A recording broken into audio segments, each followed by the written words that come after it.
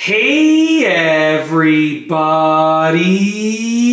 I'm here today to show you and tell you how to use a Woozoo fan easily, and this will be a tutorial. So without further ado, let's get right into this instructional video tutorial.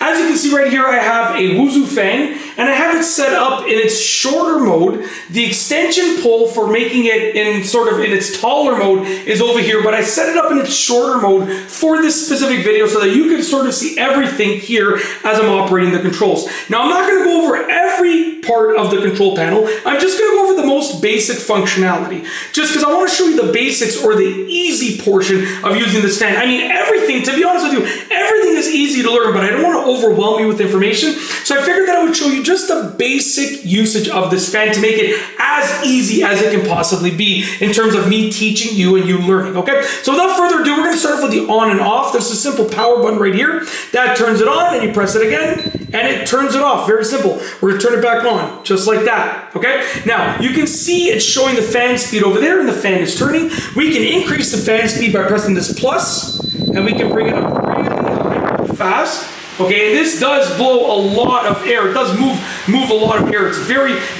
powerful.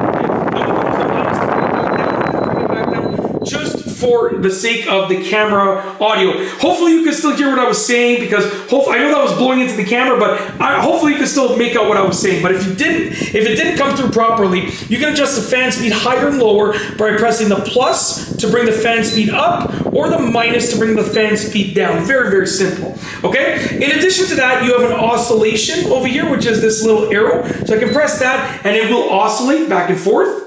Very simple. I'm going to turn it off. Okay, so it stops in that spot. And then we also have a 360, which watch what happens when that sounds weird. Watch what happens. I was gonna say watch what happens. I mean, I guess I could say it like that. Watch what happens when I do this. So, anyways, not a big deal. It just sounded interesting the way that I was saying it. But watch what happens when I do this. If I push the 360, as you can see, we have the 360 mode on.